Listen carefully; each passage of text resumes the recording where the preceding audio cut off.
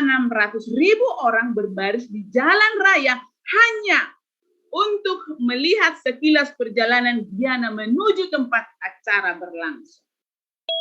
Lady Diana mengenakan gaun putih yang sangat mahal ya, dengan ujung gaun sepanjang 25 kaki. Ini kalau saya lihat tadi di Google itu 25 kaki itu 7 meter 60-an lebih ya. Dan daftar tamu dibacakan, siapakah yang terkaya di dunia dan warga yang paling terkenal. Pernikahan yang mewah tidak menjadi sebagai pernikahan yang penuh kasih. Jadi bukan, kalau pernikahan itu bukan mewahnya, ya. Belum tentu yang mewah itu penuh dengan kasih. Akhir pernikahan Sang Lady Diana dengan Pangeran Charles terjadi tragedis, kecelakaan ya. Dalam Mazmur 127 ayat 1 dikatakan, jikalau bukan Tuhan yang membangun rumah, sia-sialah usaha orang yang membangunnya. Jikalau bukan Tuhan mengawal kota, sia-sialah pengawal berjaga-jaga. Rumah tangga adalah tempat yang mula-mula diadakan untuk memulihkan kembali citra Allah pada pria dan wanita. Pernikahan bukanlah penyatuan seorang laki-laki dan perempuan yang setuju untuk hidup bersama karena merasa cocok.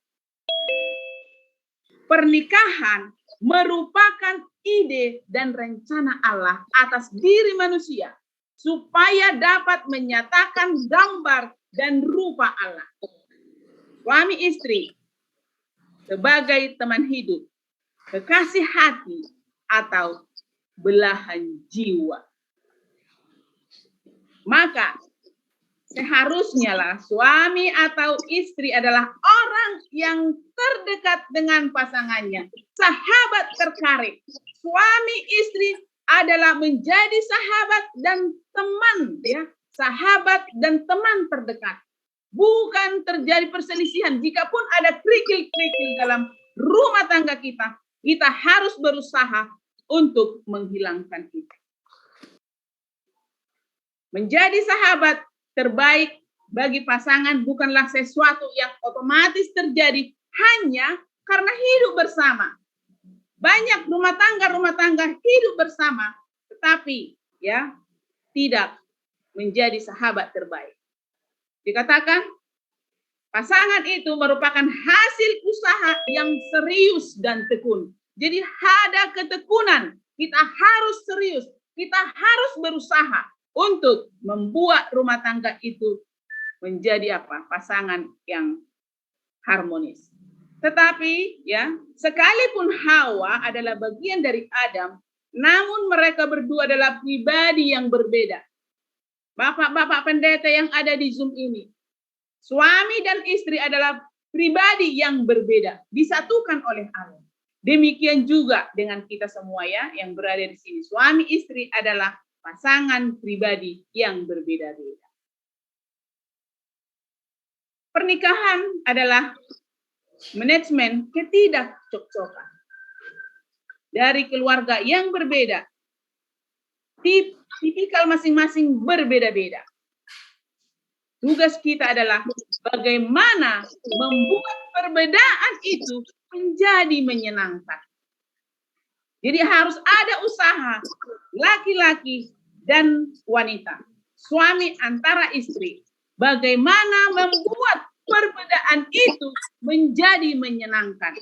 Bukan kalau udah ada sedikit kerikil langsung bermusuhan, tapi kita harus berusaha bagaimana cara kita untuk menyenangkan pasangan kita masing-masing.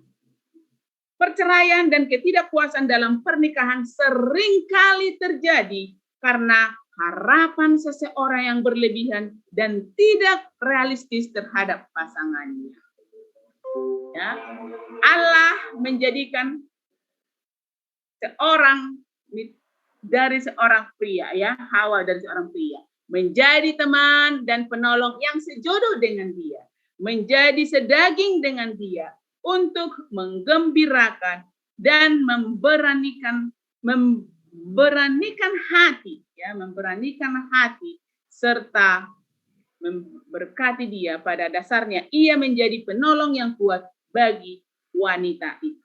Semua dalam rumah tangga Advent halaman 83 dikatakan, semua orang yang memasuki ikatan perkawinan dengan maksud yang suci, maka suami hendak memperoleh cinta kasih yang murni dari seorang wanita. Sang istri akan menghaluskan dan memperbaiki tabiat suaminya serta memberikan kesempurnaan kepada tabiatnya dan menggenapi maksud Allah bagi mereka.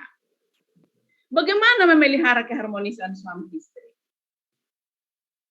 Ada beberapa cara untuk memelihara keharmonisan istri. Di sini ada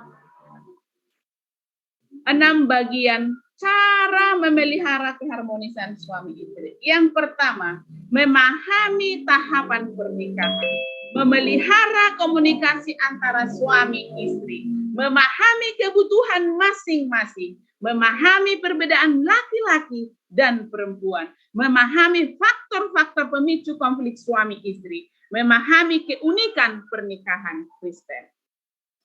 Yang pertama tadi adalah memahami tahapan pernikahan. Ini ada tahap-tahap pernikahan.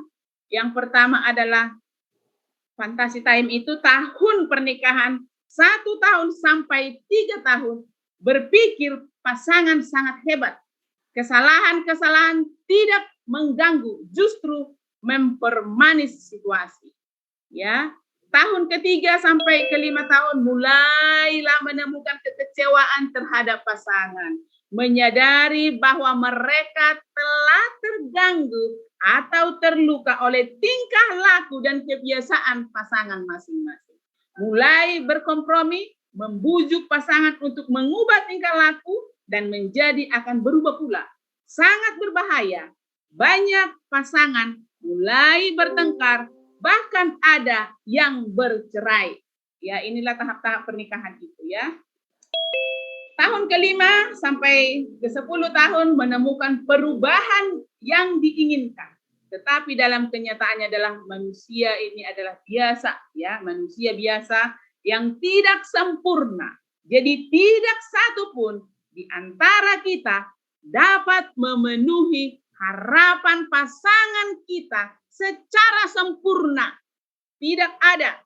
Secara sempurna kita bisa memenuhi harapan pasangan kita. Tahun ke-10 sampai 15 menyadari sifat buruk pasangan yang tidak dapat diubah dan mempertimbangkan apakah sifat-sifat baiknya dapat menutupi kejelekannya. Dapatkah saya ya membuat perubahan seperlunya untuk menyesuaikan dengan kebiasaan partner saya, suami saya yang tidak dapat diubah sehingga konflik-konflik ini tidak sampai mempengaruhi pertumbuhan pernikahan saya? Ya. Tahun 15 sampai 20 memutuskan antara tetap tinggal bersama, berusaha menyesuaikan, menyelesaikan masalah, dan berupaya sekuat tenaga untuk menghidupkan kembali pernikahan atau perpisahan dan perceraian. Perpisahan dapat terjadi walau pasangan itu pada kenyataannya tetap tinggal bersama. Banyak pasangan yang tetap menikah, tapi bersikap seperti pribadi yang terpisah satu sama lain. Tahap together again ini ya, bersatu kembali ini, tahap ini terjadi bila pasangan suami istri akhirnya menyadari bahwa mereka tetap ingin bersatu dalam pernikahan. Komitmen harus diperbarui untuk pertumbuhan pernikahan. Tahun ke-20 sampai 25 dan seterusnya, masing-masing pasangan bebas dari tekanan untuk berusaha keras mengubah pasangannya dan hubungan antara keduanya mengalir lebih lancar. Masing-masing merasa diterima dan makin mudah menerima. Pertumbuhan individu mempunyai kesempatan besar karena kedua pihak bebas mengeksplorasi cara-cara baru dalam pemenuhan diri. Kepuasan dalam pernikahan meningkat pesat. Bapak Ibu, pendeta-pendeta yang saya hormati, pemahaman akan tahap-tahap dalam pernikahan akan memudahkan pasangan suami istri memelihara keharmonisan dalam pernikahan. Jika kita suami istri bisa memahami pasangan kita masing-masing, maka kita akan mudah memelihara keharmonisan rumah tangga kita. Norman mengatakan ada 3 masa dalam pernikahan. Yang pertama, masa bulan madu. Pada masa ini, suami istri baru menikah, belum melihat realita dan belum berhadapan dengan segala masalah pernikahan, belum bergumul dengan tanggung jawab, usaha ke arah kedewasaan dan hubungan yang langgeng. Masing-masing masih terpakau dan mengidolakan pasangannya. Masa ini relatif singkat, ada yang berlangsung setahun, 6 bulan, 3 bulan, sebulan, 2 bulan, 2 minggu, dan bahkan dikatakan ada hanya 3 hari masa bulan madunya.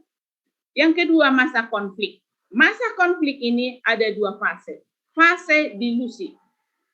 Fase dilusi ini yang diimpikan berbeda dengan kenyataan.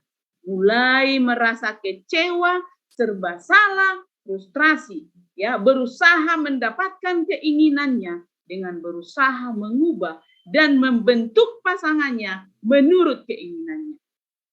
Fase yang kedua adalah fase putus asa.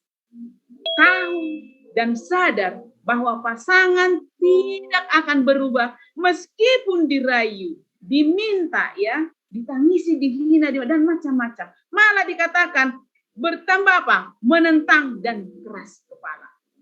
Nah, mulai merasa putus asa, ya, masa konflik bisa di antara 3 bulan, 6 bulan, atau setahun, tergantung pencapaian kedewasaan dari suami istri, ya. Tetapi dikatakan bisa saja usia 5-10 tahun sehingga dikatakan konselor itu campur tangan. Jadi konflik itu bisa terjadi 5-10 tahun dan mereka membutuhkan konselor. Masa konflik bisa sampai bercerai atau berlangsung terus sampai salah satu pasangan meninggal. Memang ada nih apa?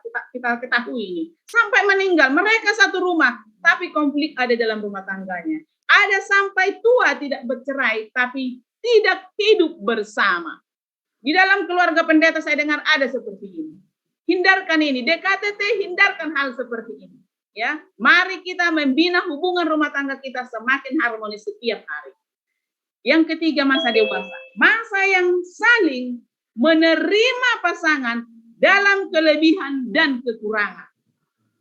Bertumbuh bersama menuju kedewasaan. Berusaha keras, rela, dan bahagia menghabiskan waktu dan tenaga untuk kebahagiaan dan pertumbuhan pasangannya. Jadi kita bapak-bapak pendeta yang ada juga mendengarkan ibu-ibu pendeta, berusaha keras, ya, dan rela untuk kebahagiaan rumah tangga kita.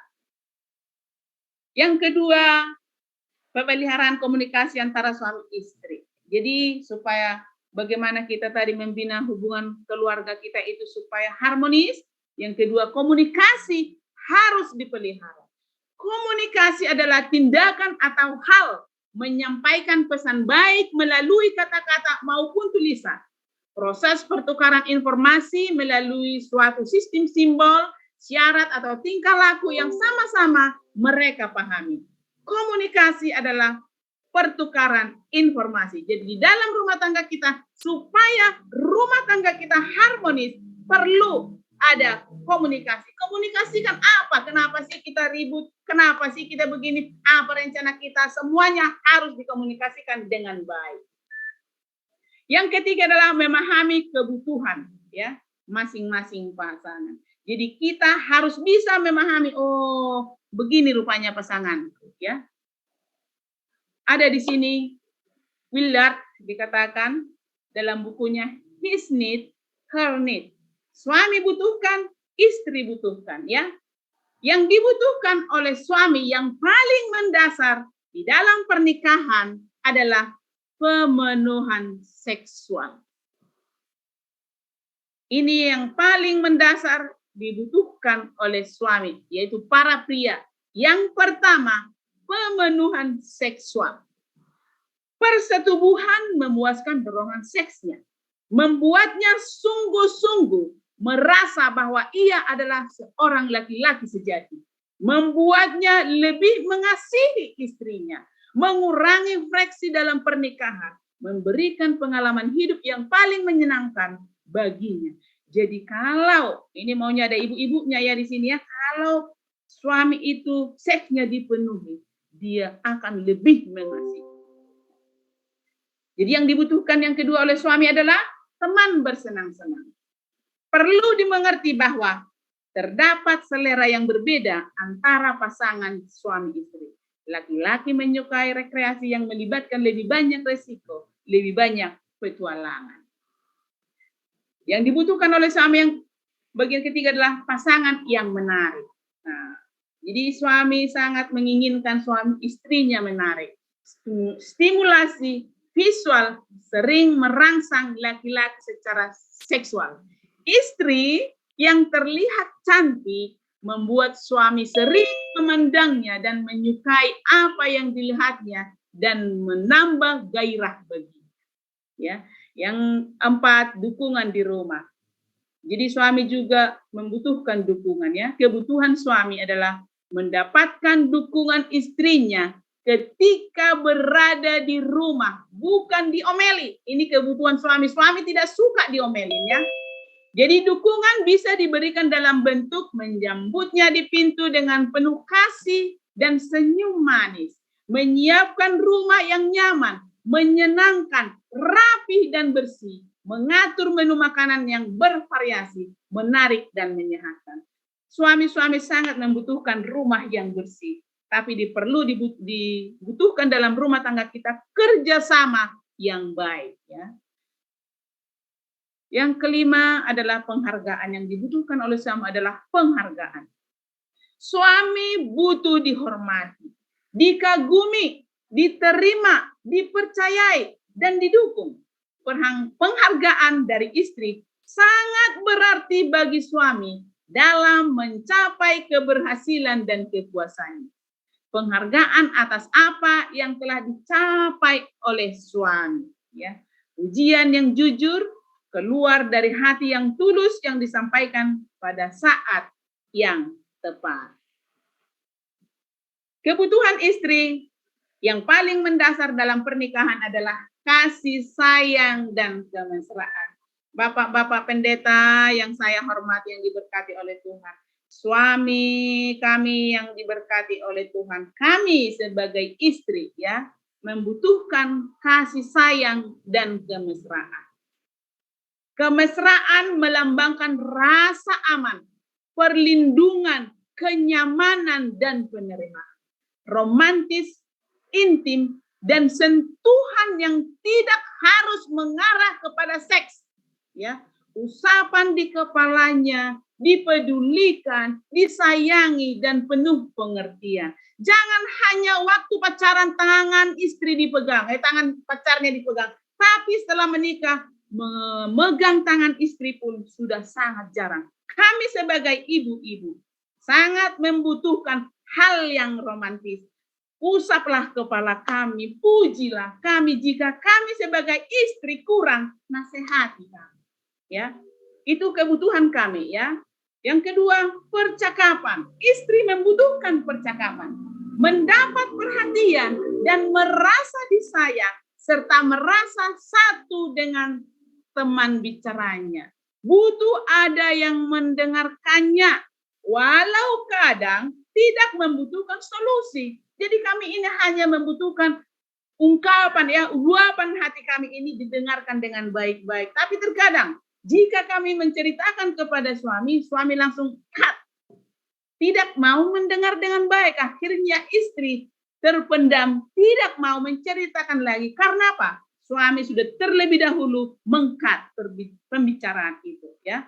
Istri perlu dipahami suami dengan memberi waktu, menjadi pendengar, dan fokus pada komunikasi nonverbal. Butuh percakapan untuk melepaskan ketegangan. Bagian C adalah yang dibutuhkan oleh istri, kejujuran dan keterbukaan. Suami dapat mempertahankan komunikasi yang jujur dan terbuka dengan istrinya sehingga membuat istri merasa aman, mendapat informasi yang tepat dari suaminya tentang masa lalu, masa kini, dan masa depan. Perlu kejujuran Bapak-Bapak pendeta.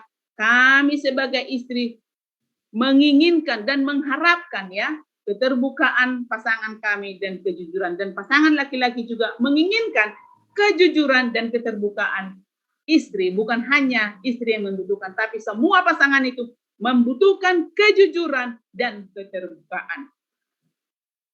Pemenuhan kebutuhan keuangan. Nah, Bapak-Bapak pendeta, ya, mendapat cukup uang untuk keperluannya. Jangan biarkan istrimu tidak pegang uang.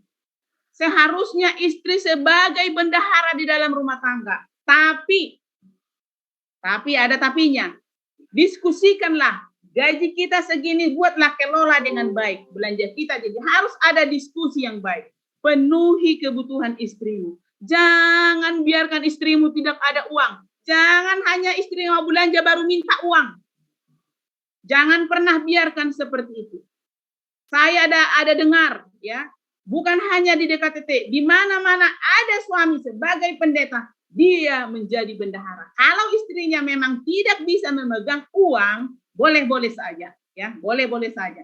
Tetapi sebaiknya istri adalah sebagai bendahara di dalam rumah tangga. Penuhilah keperluan kebutuhan keuangan istrimu.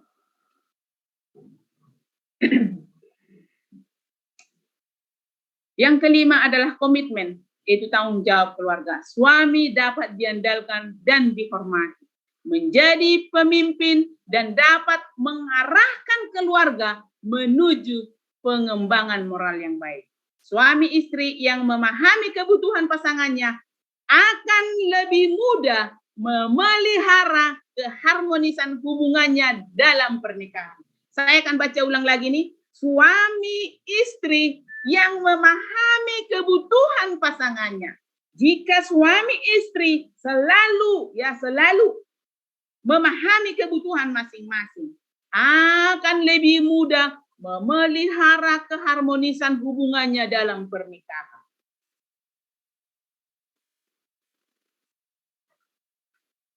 Jadi kita sebagai laki-laki dan perempuan, ya, kebutuhan laki-laki. Laki-laki ini pemikiran yang logis, dia, ya, bahasa yang diucapkan adalah ekspresi dari apa yang dipikirkan. Bahasa yang didengar adalah penerimaan informasi, cenderung melupakan. Ditarik, ya, tertarik pada prinsip ringkasan atau filosofi dalam urusan materi, ingin mengetahui rincian tentang bagaimana untuk mencapainya. Laki-laki ini adalah cenderung menahan diri dan mengevaluasi sebelum melibatkan diri. Perlu diberitahu berulang-ulang. Jadi laki-laki perlu diberitahu berulang-ulang dan cenderung mengingat inti persoalan ketimbang rinciannya. Bagi perempuan, pasangan yang emosional, bahasa yang diucapkan adalah ekspresi dari apa yang dirasakan.